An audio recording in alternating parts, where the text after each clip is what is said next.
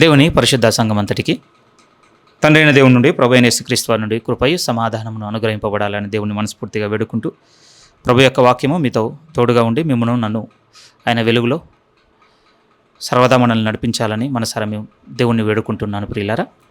ఈ దినము కూడా మనం రోమీలకు రాసిన పత్రిక 5వ అధ్యాయంలో ఉన్నటువంటి లేఖన భాగాన్ని మనం ధ్యానించుకోవడానికి ముందుకు సాగుదాం. గతించిన వారము కొన్ని సంగతులను మనం ఈ 1వ అధ్యాయం 11వ వచనం వరకు 1వ వాక్యం నుంచి 11వ వాక్యం వరకు ఉన్నటువంటి భాగంలో ఉన్నటువంటి విషయాలను మనం ధ్యానించడం జరిగింది. ఈ 5వ అధ్యాయం నుంచి మనం ఏం చూడబోతున్నాము అని అంటే, యేసుక్రీస్తునందు విశ్వాసం ఉంచిన కారణమును బట్టి మనము దేవుని దృష్టికి నీతిమంతులుగా తీర్చబడి ఉన్నాము. అయితే ఆ నీతిమంతులుగా తీర్చబడిన కారణమును బట్టి దేవుడు మనకు అనుగ్రహించినటువంటి ఆశీర్వాదములను మనం చూడడానికి ప్రయత్నం చేస్తున్నాం ప్రియమైన వాళ్ళారా. అది 5వ అధ్యాయం నుంచి పౌలు గారు రాస్తున్నటువంటి విషయంగా మనం పరిగణలోనికి తీసుకోవాలి. నా రక్షణ మార్గంలో మొట్టమొదటి దేవుడు మనల్ని అందరినీ ఎక్కించిన మెట్టు ఏమిటి అని అంటే, ఆయన దృష్టికి మనల్ని నీతిమంతులుగా తీర్చుచున్నాడు అన్నటువంటి విషయం మొదటగా మనం ఎరుగుతున్నాం. ఎందుకు అనంటే, దేవుని దృష్టికి మనం సరిచేయబడితే మన జీవితంలోకి అన్నీ సరిచేయబడతాయి అనేది మన విశ్వాసం యొక్క మొదటి విధానం ప్రియమైన వాళ్ళారా. దేవుని దృష్టికి మనము సరిగా చేయబడాలి. ఎందుకంటే మనం అపరాధులము, దేవుని దృష్టికి అయోగ్యంగా నడుచుకున్న వారము, ఆయన మీద తిరుగుబాటు చేసిన వారము, ఆయన యొక్క ఆలోచనను కావచ్చు, ఆయన యొక్క చిత్తమును కానీ ఏది ఎరగక, ఎందుకంటే ఆయనను ఎరగని కారణాన్ని బట్టి ఆయన యొక్క ఉద్దేశంలో ఎరగక ఒకప్పుడు బతికిన వారము. ఒక పదంతో బైబిల్ భాషలో చెప్పాలంటే మనము పాపులుగా ఉన్నవారం ప్రియమైన వాళ్ళారా. పాపులమైన మనము దేవుని దృష్టికి సరిగా చేయబడాలి, ఆయన దృష్టికి యోగ్యమైన వారుగా మనం ఎంచబడాలి అని అంటే మార్గం ఒకటే ఉన్నది. నీతిమంతుడైన దేవుని దృష్టికి మనము కూడా నీతిమంతులుగా తీర్చబడాలి. ఇది చిన్న విషయం కాదు, ఇది చాలా ప్రాముఖ్యమైన విషయంగా మనం అవగాహనలో పెట్టుకోవాలి. ఎందుకనంటే దేవుని యొక్క సువార్త ఏమై ఉన్నదో, లేకపోతే దేవుని యొక్క రక్షణ మార్గం ఏమై ఉన్నదో ఈ పత్రిక రాస్తున్న పౌలు గారు ఇక దేవుడు రక్షకుడుగా ఉన్నాడని పరిచయం చేస్తూ మొట్టమొదటగా తీసుకొచ్చినటువంటి విషయం ఏమిటి అంటే, మనల్ని నీతిమంతులుగా చేసి ఉన్నాడు అనేది మొట్టమొదట ఆయన ప్రస్తావించిన విషయం. అక్కడే మనకు అర్థమైపోవాలి ఇది ఎంత ప్రాముఖ్యమైన విషయమో. ఇందులో మన క్రియలు లేవని మనం తెలుసుకున్నాము, అందులో విశ్వసించాము. మన క్రియలను బట్టి, మనం అతిశయించిన వాటిని బట్టి దేవుని ముందు మనం క్షమాపణలు చెప్పుకొని ఉన్నాం. ఇక ఇది నా క్రియలను బట్టియో, లేకపోతే నా అతిశయమును బట్టియో, నా బుద్ధిని బట్టియో, నా జ్ఞానమును బట్టియో, వేటిని బట్టి కూడా నేను దేవుని దృష్టికి నీతిమంతునిగా తీర్చబడలేననే అవగాహనకు వచ్చి కేవలం యేసుక్రీస్తునందు విశ్వాసం ఉంచిన కారణమును బట్టే ఈరోజు నేను దేవుని దృష్టికి నీతిమంతునిగా ఎంచబడుతున్నానటువంటి విశ్వాసంలో మనం నిలబడుతున్నాం ప్రియమైన వాళ్ళ. ఇది సరైన ఎంపిక, సరైన నడవడిక, సరైనటువంటి మార్గం. ఈరోజు కూడా మళ్ళీ మీ ప్రస్తావన తీసుకొని వస్తున్నాను. మనలో ఏమాత్రమైన ఒక చేదైన వేరు మొలిచి మరలా మన క్రియలను బట్టియో, లేకపోతే ఇంకే దేన్ని బట్టియో దేవుని ముందు నేను నీతిమంతునిగా ఉంటానన్నటువంటి అవగాహన, లేకపోతే ఆలోచన, ఉద్దేశము మన మనసులో ఉన్నట్లయితే మరలా ప్రభునందు కోరుకుంటున్నాను, దాన్ని విడిచిపెట్టుటకు ముందుకు సాగుదాం ప్రియమైన వాళ్ళారా. ఈరోజు చూద్దాం 5వ అధ్యాయంలో ఇంకొన్ని బ్లెస్సింగ్స్లో మనం ముందుకు నడవడానికి ప్రయత్నం చేద్దాం ప్రియమైన వాళ్ళారా. మనము నీతిమంతులుగా తీర్చబడిన తర్వాత దేవుడు మనకు అనుగ్రహించినటువంటి మరికొన్ని ఆశీర్వాదములను మనం చూడాలి. పోయిన వారం మర్చిపోవద్దు కనుక మళ్ళీ గుర్తు చేసి ముందుకు తీసుకొని వెళ్ళాలనుకుంటున్నాను. మొదటి వాక్యం నుంచి మనం చూడగలుగుతున్నాం, ఇదిగో ఒకప్పుడు దేవునికి దూరంగా ఉన్నాం, కానీ ఇప్పుడు క్రీస్తు యేసునందు విశ్వాసం ఉంచిన కారణమును బట్టి మనము నీతిమంతులుగా తీర్చబడి దేవునితో మనము సమాధానము కలిగి ఉన్నాము అని చెప్పబడింది. మొదటి ఆశీర్వాదము, ఒక నీతిమంతునిగా తీర్చబడిన తర్వాత దేవుని నుంచి మనం పొందుకున్నది ఏమిటి అని అంటే, ఆయనతో సమాధానం మనం పొందుకున్నాం ప్రియమైన వాళ్ళారా. బైబిల్లో ఇంకొకటి కూడా కనపడుతుంటుందండి మనకు. బైబిల్ చదువుతున్నప్పుడు దేవుని సమాధానం కూడా మనకు కనపడుతుంటుంది ప్రియమైన వాళ్ళారా. దేవునితో సమాధానం వేరు, దేవుని సమాధానం వేరు. ఒకటేమో మనం దేవునితో కలిగి ఉండేది, ఇంకోటి ఏంటంటే దేవుని నుంచి అది మనలో నివసించేది. దేవుని సమాధానము మన యందు నివసించాలి అనంటే ముందు ఏది సెట్ అవ్వాలి అనంటే, దేవునితో మనం సమాధాన పడితేనే ఆయన సమాధానము మన యందు నివసిస్తుంది ప్రియమైన వాళ్ళారా. ఇలా చెప్పొచ్చు ఇంకా సరళంగా, మన నుంచి అంటే మనకు సమాధానం కలిగి ఉండాలన్నా, మనం ఇతరులతో సమాధానం కలిగి ఉండాలన్నా, మన పరిస్థితులతో మనం సమాధానం కలిగి ఉండాలన్నా మనలో ఏం నివసించాలంటే దేవుని సమాధానము నివసిస్తేనే మన చుట్టూ ఉన్నవన్నీ సెట్ అవుతాయి ప్రియమైన వాళ్ళ. దేవుని సమాధానం మీలోనూ నాలోనూ నివసించాలి అంటే మొట్టమొదటి స్టెప్ ఏమిటంటే, మనం ముందు దేవునితో సమాధాన పడాలి. ఆ సమాధానము దేవుడు అంటున్నాడు, నువ్వు క్రీస్తు యేసునందు విశ్వాసం ఉంచినందుకు నా బ్లెస్సింగ్ నీకు ఇచ్చేస్తున్నాను, తీసుకో. అది మనం చూడగలుగుతున్నాం. అది మనకు పలుమార్లు కనపడుతుంది. దేవుని సమాధానము మీలో నివసింపనీయుడు అన్నటువంటి మాట మనం పత్రికల్లో, ఫిలిప్పిలో, కొలసీలో అలా చూస్తుంటాం ప్రియమైన వాళ్ళ. సో మొదటి బ్లెస్సింగ్ మనకి ఏం కనపడిందంటే దేవుని యొక్క సమాధానము. విశ్వాసమును బట్టి మనం పొందుకున్నది ఏమిటంటే దేవుని యొక్క సమాధానమును మనం పొందుకున్నాం. రెండోది ఏమిటి అనంటే దేవునితో సమాధానం కలిగి ఉన్నాం. రెండోది ఏమిటి అనంటే ఇప్పుడు ఆ దేవుని యొద్దకు మనకు ప్రవేశం కూడా దొరికిందని పౌలు గారు చెప్తున్నారు ప్రియమైన వాళ్ళ. ఒకవేళ పాత నిబంధనలో ఉన్న అన్యులుగా ఉన్న, అంటే ఇశ్రాయేలుగా ఉన్న అన్యులుగా ఉన్న దేవుని యొద్దకు ప్రవేశం దగ్గర అన్యులకు ఎలాగో లేదండి. వారు దూరస్తులు. బైబిల్లో చెప్పింది వారు దూరస్తులుగా ఉన్నారు. పోనీ సమీపస్తులుగా ఉన్నటువంటి ఇశ్రాయేలు మాత్రమే ఏమన్నా దేవుని దగ్గరికి నేరుగా యాక్సెస్ పొందుకున్నారంటే అలాంటిది ఏమీ లేదు ప్రియమైన వాళ్ళారా. మనం ప్రత్యక్ష గుడారమును గమనించినప్పుడు కూడా ఏం కనపడుతుంది అని అంటే అతి పరిశుద్ధ స్థలమునకు పరిశుద్ధ స్థలమునకు మధ్య ఒక పెద్ద తెర అడ్డుగా ఉండేది. ఆ తెర లోపలికి ప్రవేశిస్తేనే అతి పరిశుద్ధ స్థలంలోనికి ప్రవేశించినట్లు. కానీ అనుమతి గురించి ఆలోచిస్తే సంవత్సరానికి ఒక్కసారి మాత్రమే. అది కూడా వెళ్ళాలి అని అంటే చాలా పెద్ద ఇబ్బంది ఉండేది. వాస్తవంగా చెప్పాలి అంటే నేరుగా వారికి కూడా యాక్సెస్ లేనట్టుగానే మనకు పాత నిబంధనలో తెలిసిపోతుందండి. కానీ ఇప్పుడైతే అటు ధర్మశాస్త్రమును బట్టి కాదు, ఇటు మనం చేసినటువంటి మంచి క్రియలను బట్టి, వేటిని బట్టి కాదు, క్రీస్తు యేసునందు మనం విశ్వాసం ఉంచిన కారణమును బట్టి ఇప్పుడు మనకు దేవుని యొద్దకు మనకు ప్రవేశము దొరికింది అంటున్నాడు. నేను ఎప్పుడు పొందుకోలేదు అని అంటే మీతో పోయిన వారం గుర్తు చేసినట్టుగా అలల చేత కొట్టబడిన ఒక పడవ ఒక హార్బర్లోనికి ఎంటర్ అవ్వగానే ఒక అంటే స్టేబుల్ సీ షోర్ని ఒక విధంగా తీరంను ఏ విధంగానైతే పొందుకుంటుందో, సురక్షితమైన ప్రాంతానికి ఏ విధంగా చేరుకుంటుందో, మనం కూడా మన జీవితంలో మనకు ఎదురవుతున్నవి మనం తీసుకున్న నిర్ణయాలను బట్టి బద్దలైపోతున్న స్థితి నుంచి ఈరోజు దేవునికి కొన్ని చెప్పుకొని కొంత నెమ్మదిని పొందుకోగలుగుతున్నాము అని అంటే యాక్సెస్ ఉంటేనే కదా ప్రియమైన వాళ్ళ. అదే గుర్తండి అంతే. అలాంటి ఎక్స్పీరియన్సెస్ ఎప్పుడు ఎదుర్కోలేదని మనల్ని మనం మోసం చేసుకోని అవసరం లేదు. ఎన్నోసార్లు దేవునికి చెప్పుకొని సమాధానం పొందుకున్న దినములు మీ జీవితంలో, నా జీవితంలో లేవా? అంత సులువుగా ఈరోజు ఏ విధంగా చెప్పుకోగలుగుతున్నాం మనం? సింపుల్గా చెప్పాలంటే ఏ పర్మిషన్ ఉందని ఈరోజు ఒక షిప్గా ఉన్న మనం హార్బర్లోనికి ఎంటర్ అవ్వగలుగుతున్నాం. క్రీస్తు యేసునందు విశ్వాసం ఉంచిన కారణమును బట్టి ఈ కృపయందు ప్రవేశం కలిగి ఉన్నాం ఇప్పుడు మనము. అది కేవలం మన ప్రార్థన ద్వారా ఆయన్ను చేరుకోవడం మాత్రమే కాదు, ఆయన నిత్యత్వంలోనూ కూడా మనం చేరుకునేటువంటి విధానంలోనికి దేవుడు మనల్ని పిలుచుకొని ఉన్నాడు క్రీస్తు యేసునందు విశ్వాసం ఉంచిన కారణమును బట్టి. అది రెండో బ్లెస్సింగ్గా మనం చూసుకున్నాం ప్రియమైన వాళ్ళారా. అది విశ్వాసమును బట్టి. ఇప్పుడు క్రీస్తు యొద్దకు వచ్చినందుకు మనలో విశ్వాసం మాత్రమే కాదు, నిరీక్షణ అనుగ్రహింపబడింది. ఆ నిరీక్షణ గురించి కూడా మాట్లాడినప్పుడు పౌలు గారు ఏమంటున్నారు అనంటే పరిశుద్ధాత్మ దేవుని శక్తి చేత ఇప్పుడు మనము నిరీక్షణ కూడా కలిగి ఉన్నాము.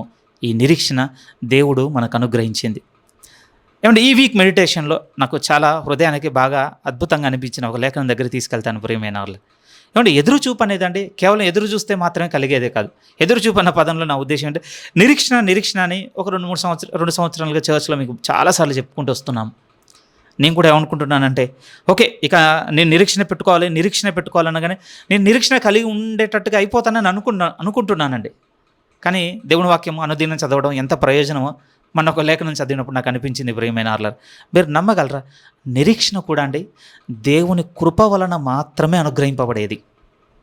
ఒకసారి చూడండి, తెస్సలోనిక 2వ పత్రికలోనికి మీరు వస్తే నేరుగా రాయబడిన లేఖనం ప్రియమైన ఆర్లర్. దాన్ని ఏమి ఎక్స్ప్లెయిన్ చేస్తేనే అర్థమవుతుంది అన్నట్టుగా ఏముండదు, ప్లెయిన్గా చదివితేనే తెలిసిపోతుంది అక్కడ ఉన్న లేఖనం. చూడండి, తెస్సలోనిక 2వ పత్రిక 2వ అధ్యాయము 16 చదువుతున్నాను. తెస్సలోనిక 2వ పత్రిక 2వ అధ్యాయం 16. మన ప్రభు అయిన యేసుక్రీస్తును మనలను ప్రేమించి కృపచేత నిత్యమైన ఆదరణయు శుభ నిరీక్షణయు అనుగ్రహించిన మన తండ్రి అయిన దేవుడును. 2వ లైన్లో మీరు చూస్తున్నారా? కృపచేత శుభ నిరీక్షణ అనుగ్రహించిన తండ్రి అయిన దేవుడు.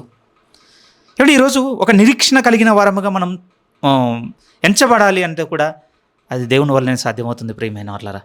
అది ఆయన కృప ఉంటేనే పొందుకోగలిగేది. ఎందుకు ఈ మాట నేను తీసుకొస్తున్నాను అని అంటే ఏమన్నా ఎదురు చూడడం అనేదండి అది కేవలం అంటే ఒక వేగ్ ఎక్స్ప్రెషన్ కాదు ప్రియమైన వాళ్ళరా. అంటే వినడం బట్టి మాటి కనడాన్ని బట్టి అలవాటు చేసుకునేది అంతకన్నా కూడా కాదండి. అందులో ఏముంది అని అంటే ఒక ప్రాక్టికల్ థింగ్ అండి. నిరీక్షణ అనేది నిజంగా ప్రియమైన ఆచరణాత్మకమైనటువంటి ఒక ఆత్మ సంబంధమైన విషయం. ఎందుకు ఈ మాట చెప్తున్నాను అనంటే, ఇక నాకు అలవాటు అయిపోయింది, నాకు నిరీక్షణ కలిగి ఉంది, ఇక నేను ఇప్పటి నుంచి ఎదురు చూస్తాను. మనం పదాలతో ఉన్నంత మాత్రాన అయిపోతుంది. ఎందుకంటే అదే దేవుని కృప చేత మనకు అనుగ్రహింపబడేది. మీకు నాకు తెలుసు, దేవుని కృప మనకు దొరకాలి అని అంటే మార్గం ఒకటే ఉన్నది ప్రియమైన వాళ్ళరా, ఆయన దీనులకు తన కృపను అనుగ్రహించును. నాకు అప్పుడప్పుడు ఇప్పుడు అర్థమవుతుంది నెమ్మదిగా ఈ పత్రిక ధ్యానం ద్వారా నన్ను నేను సరి చేసుకోవడానికి దేవుడు ఎన్ని సంగతుల ద్వారా నా ముందుకు వచ్చి మాట్లాడుతున్నాడు అని. ఎందుకంటే నేను ప్రభు ఎదుట దీనునిగా లేకుండా నా అతిశయాన్ని బట్టి, లేకపోతే నా ధనాన్ని బట్టి, నా తెలివిని బట్టి, నా సామర్థ్యమును బట్టి నేను నా సహోదరులతోనూ, సంఘంతోనూ, కుటుంబంతోనూ ఒకంత అతిశయంతోనూ, గర్వంతోనూ సాగుతూ, మరలా ఇంకొక వైపు వచ్చేసి నాకు ఆత్మ సంబంధమైన ప్రతి విలువలు నాలో ఉన్నాయని నేను అనుకుంటున్నాను అంటే, నాకంటే మోసపోయేవాడు ఎవడున్నాడు అని అర్థమైందండి. ఎందుకంటే ఈరోజు నేను నిరీక్షణ ఉంది అని చెప్పుకోవాలి అని అంటే, ముందు నాలో ఉండవలసిన ప్రైమరీ క్వాలిటీ, ప్రాథమికమైనటువంటి గుణం ఏమిటంటే, నాకు ఆయన ముందు దీనునిగా కనపడితేనే ఆయన నా కృపను అనుగ్రహిస్తాడు. ఆ కృప వల్లనే నాలో శుభ నిరీక్షణ మొదలవుతుందంతే. అది చెదరంది ప్రియమైన వాళ్ళరా. నిశ్చయంగా మీతో చెప్పాలంటే అట్టే నిరీక్షణ రేపు మనల్ని అస్సలు సిగ్గుపరచదండి. ఆయన కృపచేత పొందుకున్న నిరీక్షణ నిశ్చయంగా మనల్ని సిగ్గుపరచదు. ఆయన కృపచేత కాకుండా ఇంకే రకంగా పొందుకున్నా, నేను సంఘం ద్వారా పొందుకున్నాను, లేకపోతే ఫలానా ప్రీచర్ మాటికి చెప్పడం ద్వారా నేను పొందుకున్నాను, అవన్నీ రేపటి రోజున నిశ్చయంగా సిగ్గుపరుస్తాయి. ఎందుకంటే అందులో దేవుని కృప ఎక్కడ పొందుకున్నారు మీరు, నేను? ఇది ఈ వీక్ మెడిటేషన్లో నా హృదయానికి చాలా లోతుగా వచ్చింది ప్రియమైన ఆర్లర్. నిశ్చయముగా దేవుడు అంటున్నాడు, నా కృప చేత నేను అనుగ్రహించిన శుభ నిరీక్షణ అది. అందుకోసమే క్రీస్తు యేసునందు మనం విశ్వాసం ఉంచిన కారణమును బట్టి నీతిమంతులుగా తీర్చబడి ఈరోజు దేవుని చేత మనము నిరీక్షణ కలిగిన జనాంగంగా ఎంచబడుతున్నాం ప్రియమైన వాళ్ళారా. అది ఎఫెసీ 2:14 కూడా చెప్పి ఉన్నది. ఒకప్పుడైతే ఇశ్రాయేల్లో నిరీక్షణ కలిగిన జనాంగం, మరి మనమైతే ఎట్టి నిరీక్షణ లేని వారం. కానీ ఇప్పుడైతే ఎంత ముందుకు వచ్చింది అని అంటే, వారి అవిధేయతను బట్టి వారు కోల్పోయారు. కానీ ఇప్పుడు క్రీస్తు యేసునందు విశ్వాసం ఉంచిన కారణమును బట్టి ఇప్పుడు నిజముగా ఒక శుభ నిరీక్షణతో ఎదురు చూస్తున్న జనాంగం మనం అవుతున్నాం ప్రియమైన వాళ్ళ. దేవుని దృష్టికి దేవునికి స్తోత్రం అండి ఈ విషయంలో. అయితే ఈ నిరీక్షణ దగ్గరికి నడిపించుటకు దేవుడు ఒక మార్గమును పెట్టాడని పౌలు గారు చక్కగా రాసుకుంటూ వస్తూ ఆయన ఏమన్నాడు అని అంటే, శ్రమ కూడా క్రీస్తు యేసునందు విశ్వాసం ఉంచిన కారణమును బట్టి మనకు అనుగ్రహించిన ఒక గొప్ప ఆశీర్వాదం అనే పౌలు గారి ఈ మాటల్లో తీసుకొని వస్తున్నారండి. వింతే ప్రియమైన వాళ్ళారా, శ్రమ ఆశీర్వాదంగా భావించేంత గొప్ప మనసు మనం ఇంకా అలవర్చుకోవటం లేదు అనిపిస్తుంది. ఒకవేళ పౌలు గారే ఆయనకు ఈ వెలుగు అర్థం కాకపోయి ఉంటే ఎందుకు ఆ మాటలు రాస్తాడు చెప్పండి? క్రీస్తు యేసునందు కొదవైన వాటిని నా యందు నేను సంపూర్తి చేసుకొనుచున్నాను ఊరికే అంటాడా? ఆయనకే అవసరం చెప్పండి. ఆయన మనమంటే శరీరధారే. ఆయనకు కూడా శ్రమ వలన వచ్చేటువంటి బాధ తెలుసు, నొప్పి తెలుసు, వేదన తెలుసు. మనలాంటి వాడే కదా. ఇప్పుడు వీటిని బట్టే కదా మనం ఇవి వద్దనుకుంటున్నాం. మరి మన స్థితిలో ఉన్నటువంటి ఒక మానవ మాత్రుడు ఉన్న పౌలు గారు మాత్రం ఎందుకు అంతగా అతిశయిస్తున్నాడు క్రీస్తు యేసు కొరకు ఎదురవుతున్న శ్రమలను బట్టి? ఎందుకనంటే ఆయనకు అర్థమైంది, క్రీస్తు యేసునందు విశ్వాసం ఉంచిన కారణంను బట్టి నేను నీతిమంతునిగా తీర్చబడి దేవుని చేత ఇంకొక ఆశీర్వాదం ఏం పొందుకున్నానంటే, ఆయన నిమిత్తం నేను శ్రమ పొందుట నాకు ఎప్పటికీ ఆశీర్వాదకరమే. అందుకోసం ఆయన క్లెయిమ్ చేసుకున్నాడు ప్రియమైన వాళ్ళారా. యేసుక్రీస్తు యొక్క ముద్రలు నా యందు ఉన్నవన్న మాటలు కనపడుతుంటాయి. నిజమే. ఇక్కడ కూడా అంటున్న మాట ఏంటంటే, మనము శ్రమల యందు అతిశయపడుచున్నాము. మన పర్స్పెక్టివే మారుస్తున్నాడు ప్రియమైన వాళ్ళారా. శ్రమ పట్ల మన ఆలోచన విధానాన్ని మారుస్తున్నాడు. లోకం అయితే దూరం. యూజువల్గా మానవ సంబంధంగా ఉన్నటువంటి మనుషులు ఎలాంటి అంటే ఆపదనైనా ఏదైనా ఇబ్బందినైనా దాటివేయడానికి ప్రయత్నం చేస్తారు తప్ప దాన్ని అగ్రీ చేసి, దాన్ని యాక్సెప్ట్ చేసి దాని కిందికి వెళ్ళిపోయేవారు చాలా అరుదు అన్న పదం కూడా చాలా దూరమే. ఉండరు అసలు. ఇంకా దేవుని నామం నిమిత్తం భరించేవారు అసలు ఉండరు. కానీ ఈరోజు ఒక క్రైస్తవునిగా మనం క్రీస్తు నామమును పెట్టబడిన తర్వాత ఈరోజు మనము కూడా ఆ శ్రమకు దూరంగా పారిపోతున్నాము అని అంటే, మనము కూడా అన్యుల వంతులో నిలబడ్డవారమే అవుతున్నాం కదా. కానీ పౌలు గారు అంటున్నారు, ఇప్పుడైతే దేవుని ఆశీర్వాదం నా యందు ఇంకొక వెలుగు నాకు ఏమర్థం అవుతుందంటే, ఇప్పుడు నేను శ్రమ యందు అతిశయపడుతున్నాను. ఎందుకంటే ఈ శ్రమ నాకు ఓర్పును కలిగించింది. ఓర్పు నాలో ఒక మంచి శీలమును, లేకపోతే నిరూపింపబడినటువంటి యోగ్యతను నాకు అనుగ్రహించింది. ఆ యోగ్యత నా యందు ఈరోజు నిరీక్షణను నింపుతుంది అని పౌలు గారు మార్గాన్ని రాస్తున్నారు. అదే నిరీక్షణ వలన అనుగ్రహింపబడినటువంటి ఆశీర్వాదములు ప్రియమైన. యేసుక్రీస్తు నిమిత్తము నాకు ఎదురవుతున్న శ్రమ నాకు ఓర్పును తీసుకొని వచ్చింది. ఈ ఓర్పు నేను కలిగి ఉన్న దాన్ని బట్టి ఏ విషయంలో కూడా కొదవలేని వాడుగా దేవుని ముందు ఉండగలుగుతున్నాను. ఏవి లేనందుకే కదా మీరు సఫర్ అవుతుంది అని అంటే, నన్ను దూరంగా ఉండి చూస్తున్నవానికి నాలో ఏమీ లేదని కనపడుతుంది. కానీ ఆ శ్రమలో ఓర్పు కలిగి ఉన్న నాకేమనిపిస్తుందంటే, నాకు ఏ విషయంలో కూడా ఇప్పుడు కొదవలేదు. ఎందుకనంటే నా బలహీనత ఎందే నా దేవుని శక్తి పరిపూర్ణమవుతుంది. ఇంతకంటే ఏం కావాలి? అందుకోసం పౌలు గారు అంటున్నారు, ఇప్పుడు నిశ్చయంగా అంటున్నాడు, మనము శ్రమలను బట్టి అతిశయపడుచున్నాము. పిలుపే ప్రియమైన వాళ్ళారా, ఇది మనకి మామూలు విషయం కాదు. దీని కొరకండి దేవుని నామం నిమిత్తం శ్రమలు అనుభవించిన వారి మాదిరి మన కళ్ళ ముందుండాలి ప్రియమైన వాళ్ళారా. ఎందుకంటే ఈ మార్గం నుంచి మనం తొలగిపోకుండా. ఎందుకంటే ఇప్పుడున్న సమాజంలో అండి, ఇప్పుడున్న క్రైస్తవ్యపు రూపురేఖలు మారాయి. ఇప్పుడున్న క్రైస్తవ్యపు రూపురేఖలు ఎలా ఉన్నాయంటే, ఆడంబరం ఉందండి, సౌకర్యం ఉంది, సుఖం ఉంది, భోగం ఉంది, ఆస్తిపాస్తులు ఉన్నాయి, సంతోషం ఉంది. ఇవే ఉన్నాయండి ఇప్పుడున్న క్రైస్తవ్యపు రూపురేఖలలో.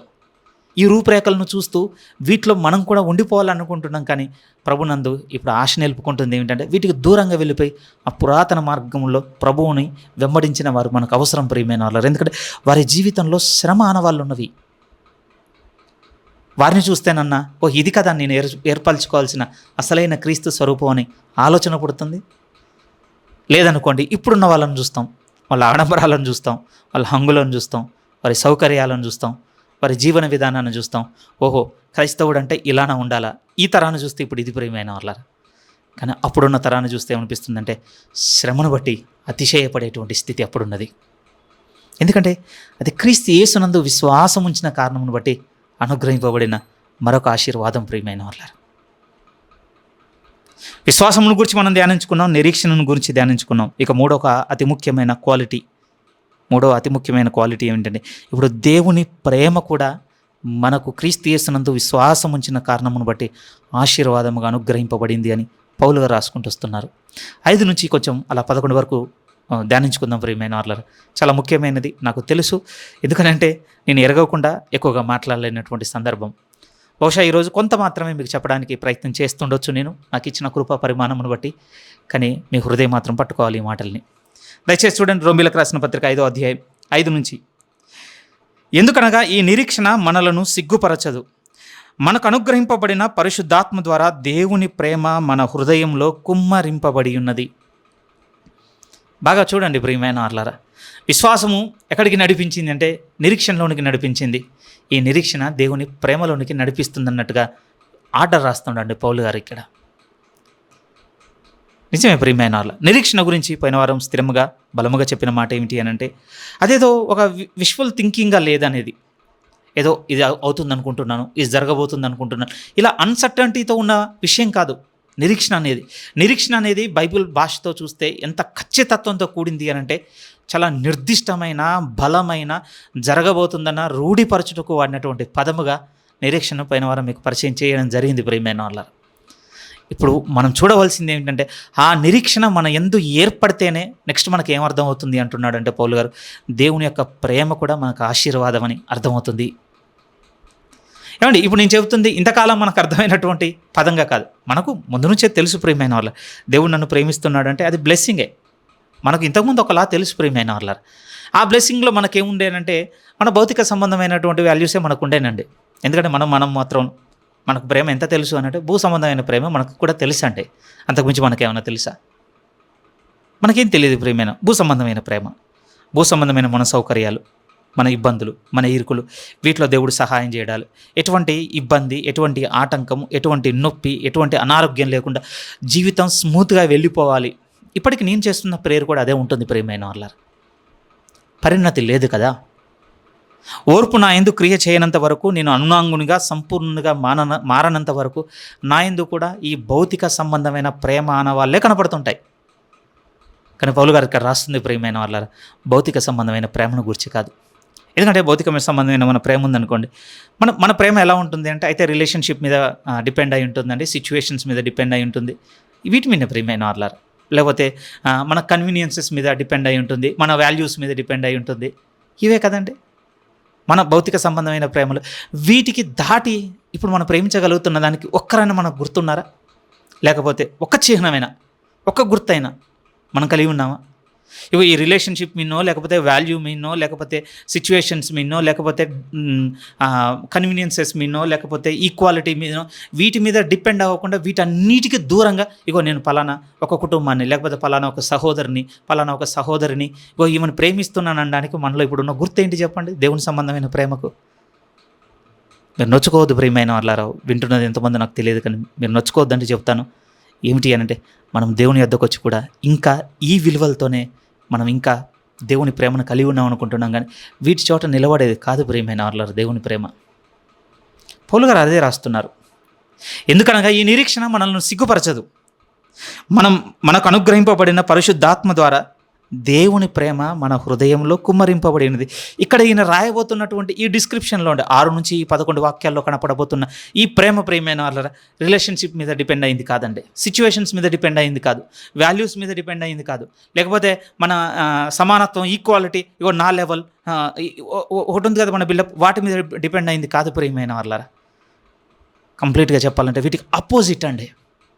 ఆపోజిట్గా అర్హత లేని వారిని ప్రేమించింది, సంబంధం లేని వారిని ప్రేమించింది, విరోధిని ప్రేమించింది. నిజంగా ప్రియమైన వాళ్ళ కంప్లీట్ ఆపోజిట్ అండి. అందుకోసం పౌలు గారు అంటున్నారు, ఇప్పుడు మన హృదయంలో ఈ భౌతిక సంబంధమైన ప్రేమ కాదు, క్రీస్తు యేసునందు మనం విశ్వాసం ఉంచి నీతిమంతులుగా తీర్చబడినందుకు దేవుడు మనకిచ్చిన బ్లెస్సింగ్ ఏమిటి అంటే, ఇప్పుడు మనం దేవుని ప్రేమను కలిగి ఉన్నవారము. దేవుని ప్రేమను ఇప్పటికీ వేదన ప్రియమైన వాళ్ళ కొంచెం యథార్థంగా మీతో చెప్పాలంటే, నా పర్సనల్ డైరీలో కొన్ని సుప్రీం థీమ్స్ ఉన్నాయండి, నేను పెట్టుకున్నాను. కొన్ని భయం గొలిపేటి ఉన్నాయి, కొన్ని నన్ను బాగా దేవునికి అతికేటట్టుగా చేసేవానిగా కొన్ని ఉన్నాయి. ఆ సందర్భాలను పెట్టుకొని నేను నా డైలీ మెడిటేషన్లో దొరుకుతున్నటువంటి ప్రతి రెఫరెన్స్ని, ప్రతి థాట్ని రాసుకుంటూ ఉంటాను ప్రియమైన వాళ్ళ. అందులో ప్రేమను గురించి రాసుకున్నప్పుడు నిజంగా అండి 2 లేఖనాలు అత్యంత వేదనకు గురి చేసేటివి. ఆ 2 లేఖనాల్లో మొదటి లేఖనం ఏమిటి అంటే, ఇప్పుడు మనకు ప్రేమ అనగా ఎట్టిదో తెలిసిందని ఒక లేఖనం దగ్గర రాస్తాడు. యోహాను పత్రికలో మనం చూస్తాం. అది చదివినప్పుడు ఇప్పుడు తెలియడం ఏంటి అసలు నాలో ఉన్నది ఏంటి మరి. రెండోది ఏమిటి అని అంటే, కొరింథీ మొదటి పత్రిక 13వ అధ్యాయం అంతా రాసి 14వ అధ్యాయంలోనికి వెళ్ళగానే ఫస్ట్ పైన రాసిన స్టేట్మెంట్ ఏమిటంటే, ఇదిగో మీరు ప్రేమను కలిగి ఉండుటకు ప్రయాసపడండి. సంపాదించడానికి కూడా అనలేదండి అక్కడ, కలిగి ఉండుటకు ప్రయాసపడండి. ఆ పదం కూడా తీవ్రమైనటువంటి ఒత్తిడికి నన్ను లోన్ చేస్తుంటుంది. మరి ఇప్పుడు నేను కలిగి ఉన్నటువంటి ప్రేమ ఏంటి? ఎందుకంటే ఈ ప్రేమను కలిగి ఉండడానికి నేను ప్రయాసపడడం లేదండి. నా కన్వీనియన్సెస్ మీద, వీటి మీద డిపెండ్ అయ్యింది కదా. వాటికి అనుకూలంగా ఉన్నప్పుడు బయటకు వస్తుంది, వాటికి ప్రతికూలంగా ఉన్నప్పుడు ప్రేమ కాకుండా ఇంకా వేరే కోపమో, ద్వేషమో, తిరస్కారమో, అవమానమో, లేకపోతే చెడుగా చెప్పడం, ఇవన్నీ బయటకు వస్తున్నాయి. అప్పుడు నాకు ఏమర్థమైంది అని అంటే, ఈ 2 లేఖనాలు అయ్యో దేవా నాకు ఎప్పుడు వెలిగిస్తావు నువ్వు, ఎప్పుడు వెలుగు వస్తుంది అని అంటే, ఈ బ్లెస్సింగ్ మనకు ఉంది అన్నటువంటి వెలుగు కావాలి ప్రియమైన వాళ్ళు. ఇప్పుడు దేవుడు నీ హృదయంలో, నా హృదయంలో కుమ్మరించింది భౌతిక ప్రేమను కాదు అంటున్నాడు, నా ప్రేమను మీ హృదయంలో నేను కుమ్మరించి ఉన్నాను. ఇంకా స్థిరంగా చెప్పాలి అంటే, బాగా వినండి ప్రియమైన వాళ్ళు, దేవుని ప్రేమ మన నుంచి మొదలవ్వాలి అని అంటే మనకు ఉండవలసిన అర్హత ఏమిటి అంటే, ముందు మనం దేవుని దృష్టికి సరి చేయబడాలండి, లేకపోతే దేవుని దృష్టికి మనం నీతిమంతులుగా ఎంచబడాలి ప్రియమైన వాళ్ళారా. నెక్స్ట్ ఏం మొదలవుతుంది అని అంటే, దేవుని ప్రేమ మనలో నుంచి మొదలవుతుంది. నిశ్చయంగా చెప్తున్నానంటే ఈ విషయాన్ని నా కోణంలో చెప్పేది ఏంటంటే, నిజంగా ఈ రోమపత్రిక ధ్యానం తర్వాత కానీ నాకు అర్థం కాలేదు, నేను దేవుని దృష్టికి నీతిమంతునిగా చేయబడ్డా అనేది నా జీవితంలో ఇంత పెద్ద విషయమా అని. నేను ఏమంటే నా మూలాల నుంచి ఒక లాంగ్ లీప్ తీసుకొని ఎక్కడో దూకేసి ఇక అక్కడి నుంచి పరిగెడుతున్నానండి. నాకేమర్థమైంది అని అంటే, అసలు నా మూలాల నుంచి ఎంతో దూరం ఎక్కడికో గెంతేశాను, ఇంకెక్కడో దూకాను, ఎక్కడ దూకానో కూడా చూసుకోలేదు. కానీ అక్కడ నుంచి చాలా వడిగా పరిగెడుతున్నాను అనుకున్నాను. కానీ పరిగెడుతూ వెనక్కి తిరుగుని చూసుకొని వెళ్తే, నిశ్చయంగా మీతో చెప్తున్నాను ప్రియమైన, ఆధారం లేని చోట, అంటే అసలు బేసే లేదు నా రన్నింగ్కి. ఎంతసేపు చెప్పండి, ఉదాహరణకి మీతో చెప్తాను, ఏ విధంగా చెప్పగలను, ఒక నీటి మీద పరిగెడుతున్న జీవితం అయిపోయిండే, వెనక్కి తిరిగి చూసుకుంటే మునిగిపోవడం తప్ప ఇంకేం లేదండి అక్కడ. ఇప్పుడు దేవుని దృష్టికి నేను నీతిమంతునిగా తీర్చబడితే నాకు అర్థం కావాల్సిందే, దేవుని ప్రేమ నా హృదయంలో పరిశుద్ధాత్మ దేవుని ద్వారా గుమ్మరింపబడి ఉన్నది. ఇంకొక స్థిరమైన మాట చెప్పాలి అని అంటే, పౌలు గారు రాసినటువంటి 5వ వాక్యంలో ఉన్న మాట మళ్ళీ నేను చదువుతున్నాను. ఎందుకనగా ఈ నిరీక్షణ మనల్ని సిగ్గుపరచదు, మనకు అనుగ్రహింపబడిన పరిశుద్ధాత్మ ద్వారా దేవుని ప్రేమ మన హృదయంలో కుమ్మరింపబడి ఉన్నది. ఇక్కడ పరిశుద్ధాత్మ దేవుడు ప్రియమైన వాళ్ళ, ఆ తర్వాత దేవుడు పరలోక సంబంధమైనవి ఇవ్వబోతున్న ప్రతి ఆశీర్వాదమునకు ఈయన సంచకరువుగా ఉన్నాడని ఎఫెసీలో కనపడుతుంది. అడ్వాన్స్గా దేవుడు మనకు అనుగ్రహించి ఉన్నాడండి. లేకపోతే డౌన్ పేమెంట్ అనుకోండి, దేవుడు మనకి ఇవ్వబోతున్న దానికి ఒక డౌన్ పేమెంట్ చేశాడట ప్రియమైన వాళ్ళ. అందులో ఎవరిని అనుగ్రహించి ఉన్నాను అంటున్నాడంటే పరిశుద్ధాత్మ దేవుణ్ణి. ఆ ఆనవాళ్ళు మనలో ఉండాలండి. ఆ ఆనవాళ్ళు మనలో ఉండాలి. ఏ ఆనవాళ్ళు అని అంటే, అవును నిశ్చయముగా దేవుడు ఆ తర్వాత నాకు అనుగ్రహించబోతున్న జీవితానికి ఇక నన్ను ఒక డౌన్ పేమెంట్ నాకు అనుగ్రహించి నన్ను కొనుక్కున్నాడనో, లేకపోతే నన్ను స్వాస్థ్యంగా ఏర్పరచుకున్నాడనో, నన్ను ఆయన ఎన్నిక చేసుకొని ఉన్నాడు అన్నటువంటి ఆనవాళ్ళు మన యందు ఉండాలి. ఆనవాళ్ళు ఏమిటి అని అంటే ప్రియమైన వాళ్ళు, ఇక రాస్తున్న మాటను బట్టి దేవుని ప్రేమను మనం కలిగి ఉండుటే. ఏంటి ఇక్కడ మనం చదివినప్పుడు చదువుదాం, ఆయన ప్రేమకు మన ప్రేమకు ఇక్కడ వ్యత్యాసం తెలియాలి. ఇంకొక మాట నేనేం చెప్తానంటే, సరేనండి గతం సంగతి నేనేం చేయలేను ప్రియమైన వాళ్ళు, ఎందుకంటే నా నడవడిక కూడా అలానే ఉండే. కానీ ఇప్పుడు నేను చెప్తుంది ఏంటి అని అంటే, ఇప్పుడు క్రీస్తు వెలుగులో వచ్చిన తర్వాత మళ్ళీ ఆ గత స్థితి ఆనవాళ్ళు ఇప్పుడు మనం కలిగి ఉండకూడదు ప్రియమైన వాళ్ళ. దాని అర్థం ఏంటంటే, మళ్ళీ రిలేషన్షిప్ మీనో, లేకపోతే మన కన్వీనియన్సెస్ మీనో, లేకపోతే మన సిచ్యువేషన్స్ మీనో, లేకపోతే మన వాల్యూస్ మీనో ఇప్పటివరకు డిపెండ్ అయ్యి మనం కొంతమందిని చూజీగా, కొంతమందిని మనం ఇష్టపడుతూ, కొంతమందిని వాళ్ళు ఏం చేసినా కూడా యాక్సెప్ట్ చేయగలుగుతూ, కొంతమందిని మాత్రం ఈజీగా రిజెక్ట్ చేస్తూ, ఎంత మంచి చేసినా, ఎంత చక్కగా ఉన్నా ఏమాత్రం కూడా మనసుకు తీసుకోకుండా ప్రతి దాంట్లో నెట్ పికింగ్ చేస్తూ ఒక స్థితిని చూసారా, ఆ స్థితిలో నుంచి ఇప్పుడు మనం బయటికి రావాలి ప్రియమైన వాళ్ళు. ఎందుకంటే వారు డౌన్ పేమెంట్తో ఉన్నవారు కాదు దేవుని విషయంలో. అంతే చెప్పాల్సి వస్తుందండి. ఎందుకంటే అసలు దేవుని ప్రేమకు సంబంధించిన ఆనవాళ్ళు ఏది, అలాంటి ప్రవర్తన మనలో ఉంటే నిజంగా చెప్పాలి అని అంటే కొంచెం నొచ్చుకునే మాటగానే ఉంటుంది. ఒక ఆశీర్వాదమునకు కారకులుగా ఉన్న జీవితపు ప్రవర్తనలో నుంచి శాపముతో నిండి ఉన్న ప్రవర్తనకు ఆనవాళ్ళు కలిగిన జీవితం బతుకుతున్న వారం అవుతామండి మనం, ఈ ప్రేమ మనం కలిగి ఉండకపోతే. ఒక ఆశీర్వాదపు ఆనవాళ్ళు కలిగినటువంటి జీవితంలో నుంచి బయటకు వచ్చేసేసి ప్రియమైన వాళ్ళారా, ఒక శాపంతో నిండి ఉన్న జీవితపు ఆనవాళ్ళు మనం బతుకుతున్న వారం అవుతుంటాం ఈ ప్రేమను మనం వదిలిపెడితే. కష్టంగానే ఉంటుందండి. అందుకోసమే అన్నాడు కదా, ఇప్పుడు మీరు ప్రేమ కలిగి ఉండుటకు ప్రయాసపడండి. మనం ఎవరిని ప్రేమిస్తున్నాం, వాడు చాలా ప్రయాసపడి మన దృష్టికి యోగ్యతను సంపాదించుకోవాలి అని చెప్పలేదండి లేఖనం మనతో. ఏమని చెప్పిందో తెలుసా?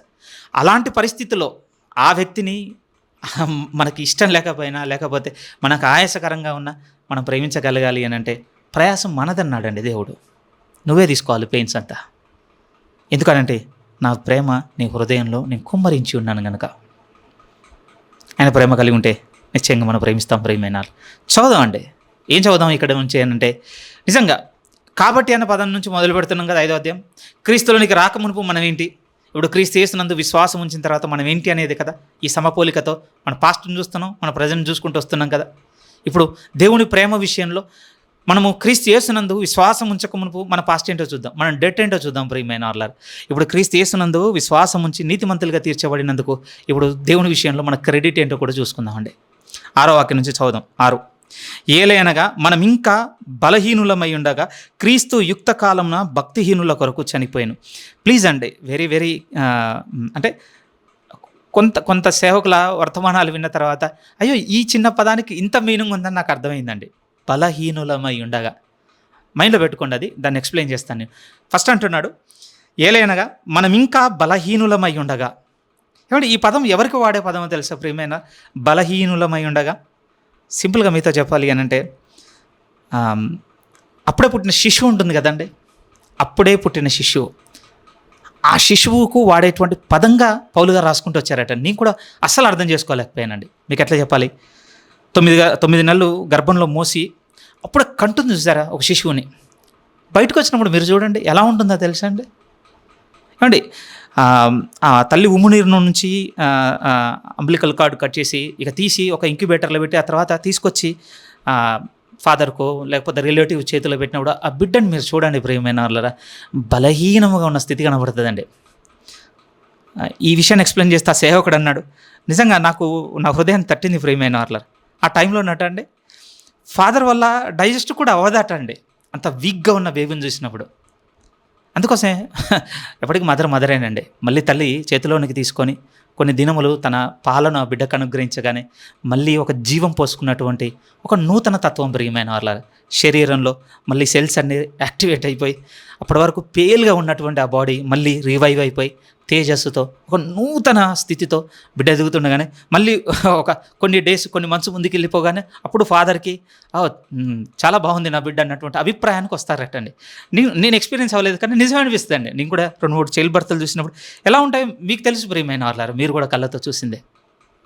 ఎందుకు ఈ మాట చెప్తున్నానంటే అసలు దేవుని ప్రేమ మన జీవితంలోనికి వచ్చి ఎంత చేస్తుందో పౌలు గారు రాయడానికి ఆయన తీసుకున్న పదం ఏంటి అంటే, ఇదిగో పుట్టిన దగ్గర నుంచి రేపు నిత్యత్వం ప్రవేశించేంత వరకు దేవుడు మొదటి నుంచి చివరి వరకు మన ఎడల ప్రేమ కలిగి ఉన్నాడన్న దగ్గర రాస్తున్న పదం ప్రియమైన వాళ్ళారా.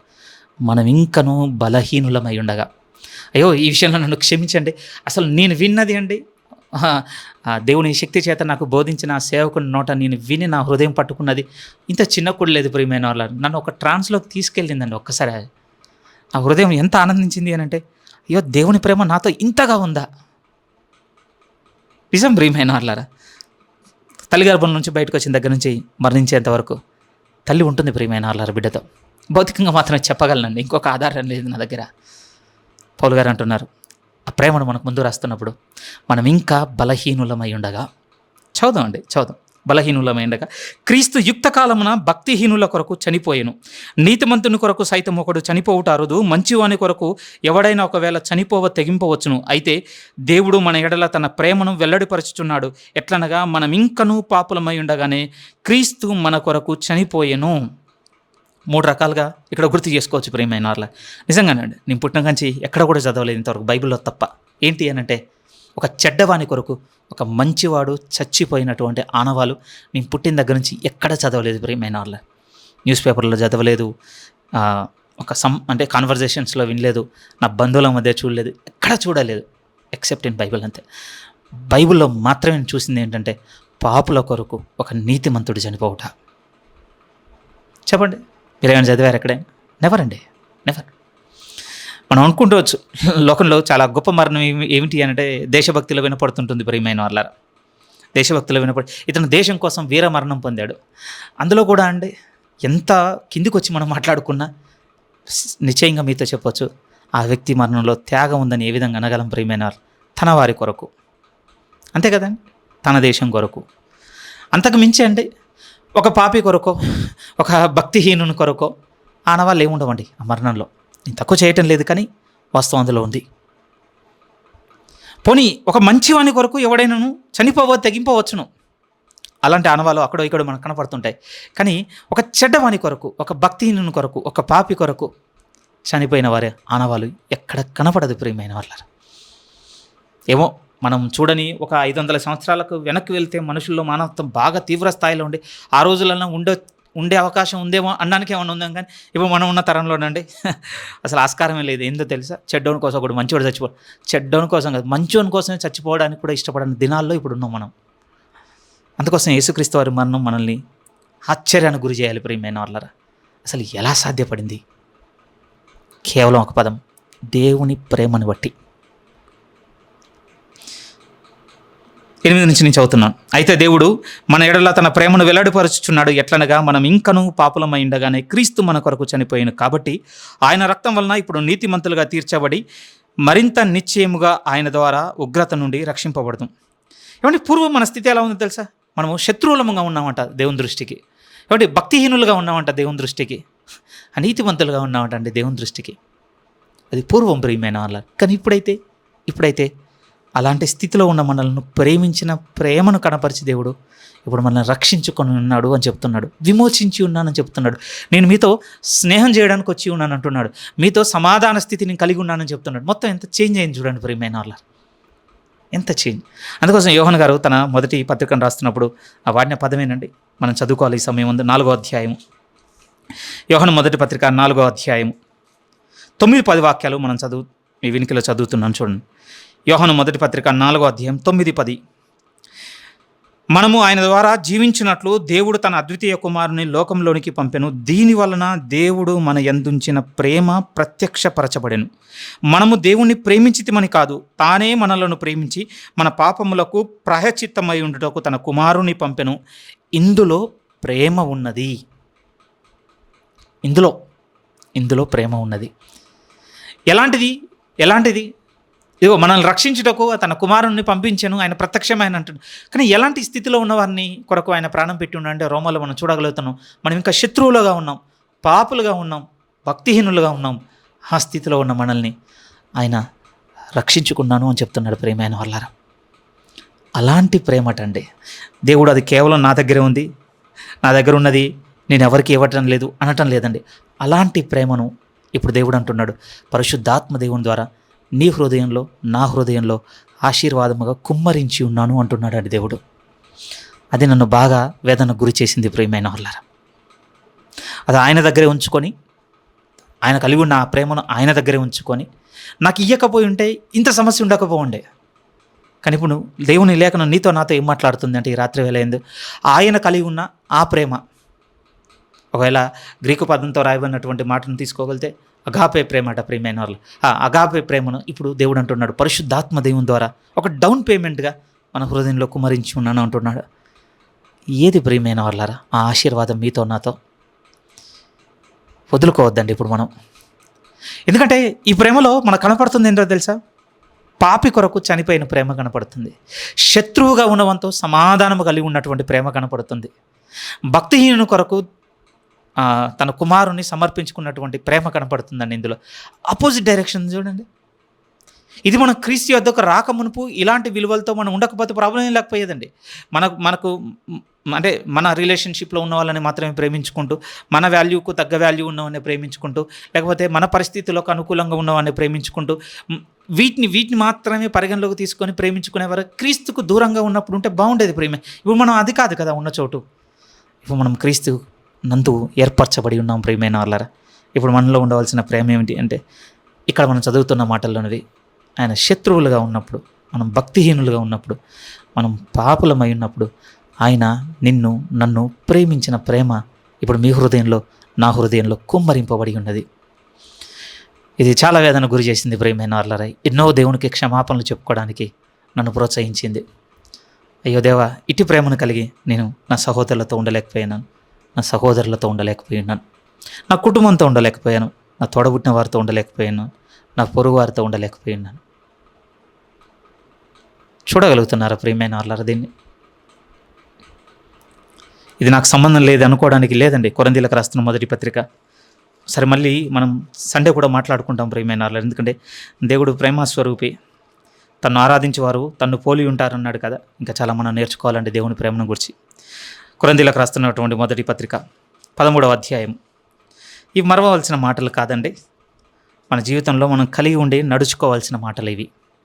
మళ్ళీ నేను చెబుతున్నాను, ఇవి మరవవలసిన మాటలు కావు ప్రియమైన వాళ్ళారు. వీటిని కలిగి మనం నడుచుకోవాల్సిన మాటలు ఇక్కడ రాయబడ్డాయి. కొరింథీయులకు రాస్తున్నటువంటి మొదటి పత్రిక 13వ అధ్యాయం 4వ వాక్యం నుంచి మనం చూడగలిగితే, ప్రేమ దీర్ఘకాలము సహించును, దయ చూపించును, మత్సరపడదు, ప్రేమ డమ్మముగా ప్రవర్తింపదు, అది ఉప్పొంగదు, అమర్యాదగా నడదు, స్వప్రయోజనమును విచారించుకొనదు, త్వరగా కోపపడదు, అపకారమును మనసులో ఉంచుకొనదు, దుర్నీతి విషయమై సంతోషపడక సత్యమందు సంతోషించును, అన్నింటినీ తాలుకొనును, అన్నింటినీ నమ్మును, అన్నింటినీ నిరీక్షించును, అన్నింటినీ ఓర్చును. ప్రేమ శాశ్వత కాలం ఉండును. చేంజ్ అవుతున్నాము అనంటే మనం పోగొట్టుకుంటున్నామండి.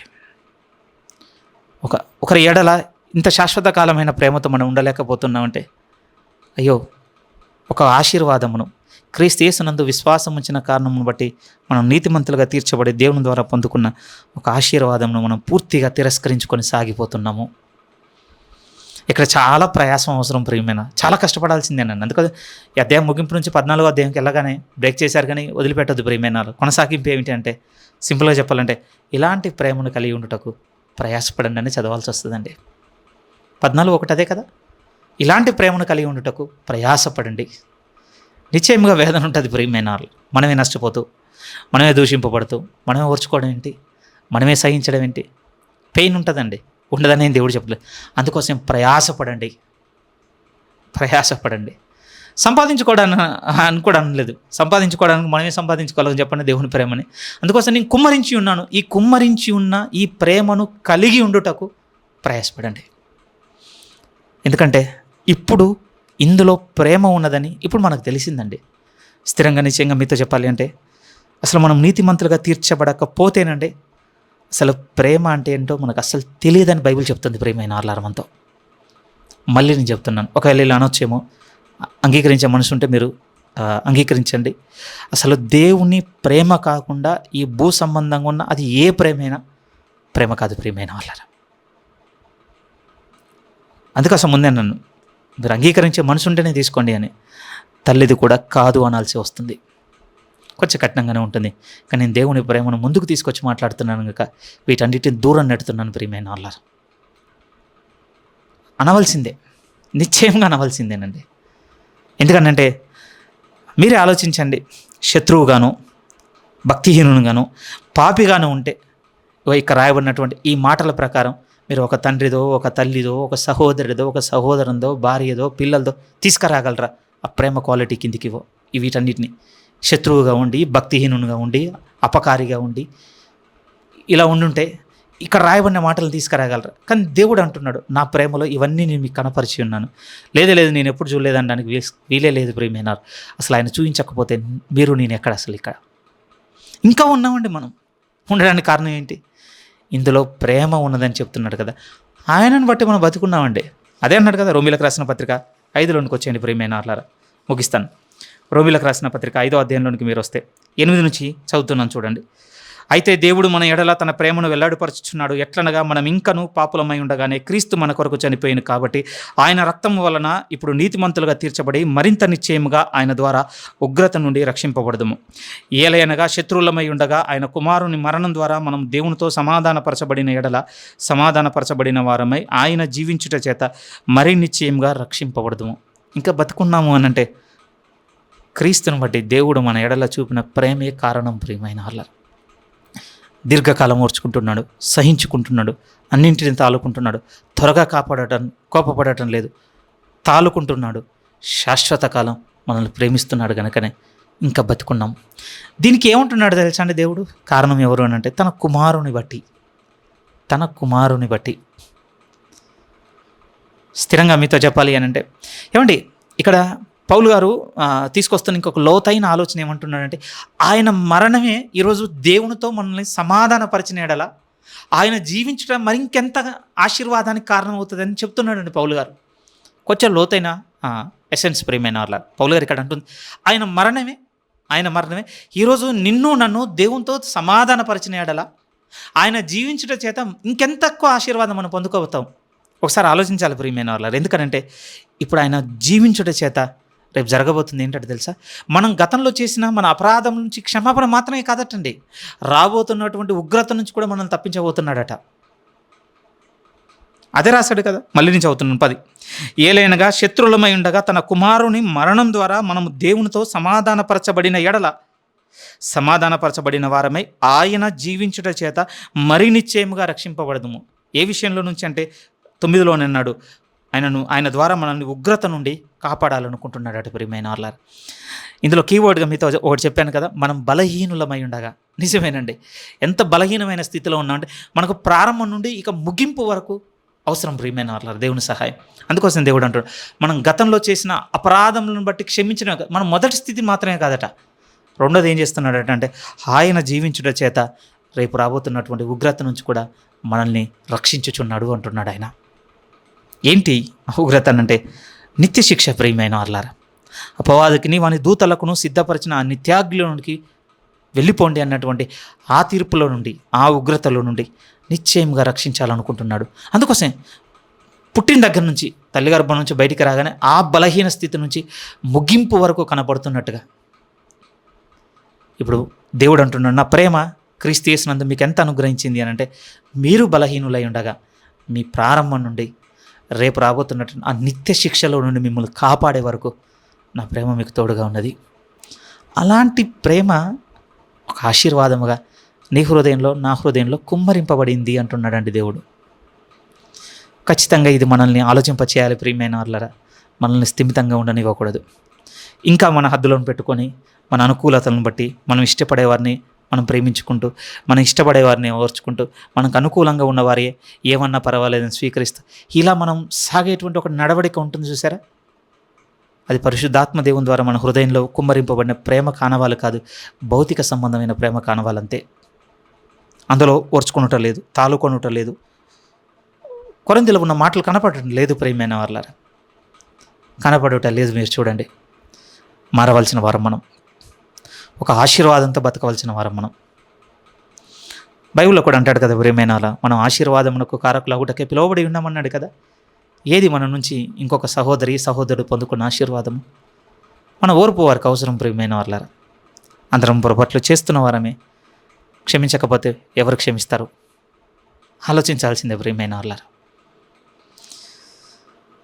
10-11 మళ్ళీ ఒకసారి చదవాలనుకుంటున్నాం. ఏలైనగా శత్రువులమై ఉండగా ఆయన కుమారుని మరణం ద్వారా మనము దేవునితో సమాధానపరచబడిన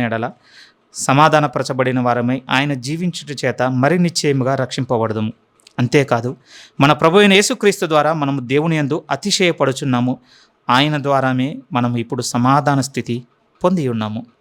కన్క్లూజన్ మీరు చూడగలుగుతున్నారు ప్రియమైన వాళ్ళారా. కన్క్లూజన్ ఏంటంటే, ఇప్పుడు మన అతిశయం అంతా ఇక దేవునిలో ఉంది. ఒకసారి మనసు పెట్టి ఆలోచించండి.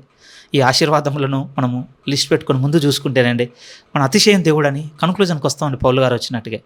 ఎందుకంటే విశ్వాసం ఉంచిన కారణమును బట్టి ఆయనతో ఇప్పుడు సమాధానం కలిగి ఉండడం ఏంటి? విశ్వాసం ఉంచిన కారణమును బట్టి ఆయన ఎదుగు మనకు ప్రవేశం దొరకడం ఏంటి? ఆయన ఎందు నిరీక్షణ ఏర్పడుటకు ఇప్పుడు మనం ఎదుర్కొంటున్నటువంటి శ్రమల ఆనవాలుగా ఉండటం ఏంటి? ఆ శ్రమలను బట్టి దేవుని నిందించే వారముగానో దేవుని నుంచి తొలగిపోయే వారముగా ఉండకుండా వాటి ఎందు అతిశయపడ్డం ఏంటి? ఆ తర్వాత మనం ఆయన యందు నిరీక్షణ ఉంచిన కారణమును బట్టే ఇప్పుడు పరిశుద్ధాత్మ ద్వారా దేవుని ప్రేమ మన హృదయంలో కుమ్మరింపబడ్డం ఏంటి? మనము శత్రువులమని, మనము భక్తిహీనులమని, మనం పాపులమని మనకు అర్థమై ఈ స్థితిలో ఉన్న నన్ను నా దేవుడు ప్రేమించడం ఏంటి? దీని ద్వారా నాకు ప్రేమను వెల్లడి చేయడం ఏంటి? ఈ ప్రేమనే నన్ను కలిగి ఉండడం ఏంటి? ఇదొక వైపు. ఇంకో రెండో వైపు చూస్తే అసలు నేను బలహీనుని అనేది నా మొదటి నుంచి నా ముగింపు వరకు యేసుక్రీస్తు నాకు తోడుగా ఇవ్వడం ఏంటి? నా పాపముల నుండి నన్ను ఆయన మరణం ద్వారా నన్ను క్షమించడం ఏంటి? నన్ను నీతిమంతునిగా చేయడం ఏంటి? ఆయన నా యందు జీవించుటను బట్టి రేపు రాబోతున్నటువంటి ఆ నిత్య శిక్షలో నుంచి నన్ను తప్పించడం ఏంటి? ఏమంటే ఈ ఆశీర్వాదములన్నీ ముందు పెట్టుకుంటే ఒకే ఒక పదం పైకి వచ్చి మాట్లాడేది, క్రీస్తు యేసునందు విశ్వాసం ఉంచిన కారణమును బట్టి దేవుడు మనలను నీతిమంతులుగా తీర్చి మనకిచ్చిన ఆశీర్వాదపులో పట్టిక. ప్రియమైన వాళ్ళారా, ఇదంతా ముందు పెట్టుకున్న తర్వాత పౌలు గారి వాళ్ళే ఈ మాట అనకపోతే ఏ మాట అంటాం? ఇప్పుడు మనము దేవుని యందు అతిశయపడుచున్నాము. మన అతిశయం దేవుడు. ప్రియమైన వాళ్ళారా, మన అతిశయము దేవుడు. భౌతిక సంబంధమైన అతిశయాలుంటే వాటి నుంచి ఇక మనం విడుదల పొందుకోవాల్సిన వారం అండి. ఇక కన్క్లూజన్లో ఇందులో ఒక 2 పదాలు అత్యంత కీలకమైన పదాలు ప్రియమైన వాళ్ళారా. ఆ 2 చెప్పి ఈ భాగాన్ని ఇక్కడితో ముగించేస్తాను.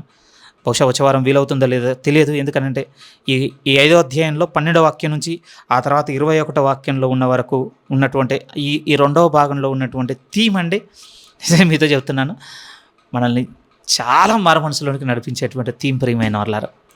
మనం చాలా విషయాల్లో దేవునికి క్షమాపణలు చెప్పాలని ప్రేరేపించేటువంటి థీమ్. చాలా స్థిరంగా చెప్పాలి అంటే ఏమో వేరే వారి సంగతి నాకు తెలియదు ప్రియమైన వాళ్ళారా. ఒకప్పుడు మనం అనుసరించుకుంటూ వచ్చిన విశ్వాసమును బట్టి సంఘంగా ఉన్న మీరు నేను చాలా రిపెంట్ అవ్వాల్సినటువంటి థీమ్ ఇక్కడ రాయబడి ఉంది. దీనికోసం సిద్ధపాటు కాదు నాకు కావాల్సింది, నాకు ప్రార్థన ఉపవాసం కావాలని నాకు అర్థమైంది. కనుక వచ్చేవారం తీసుకోకపోవచ్చు నాకు తెలియదు ప్రియమైన వాళ్ళారా.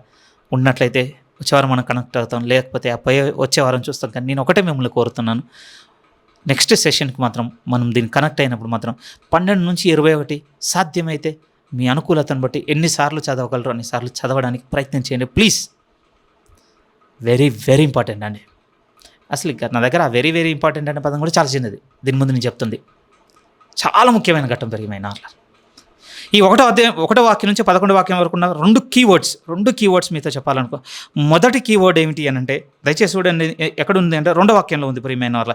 అందులో నిలిచి ఉండి అన్న పదం, అందులో నిలిచి ఉండి. 2వ కీవర్డ్ ఏమిటి అని అంటే 10వ వాక్యంలో ఆయన జీవించుట చేత. ఒక కీవర్డ్ ఏమిటి అంటే అందులో నిలిచి ఉండి, ఇంకొక కీవర్డ్ ఏమిటి అంటే ఆయన జీవించుట చేత.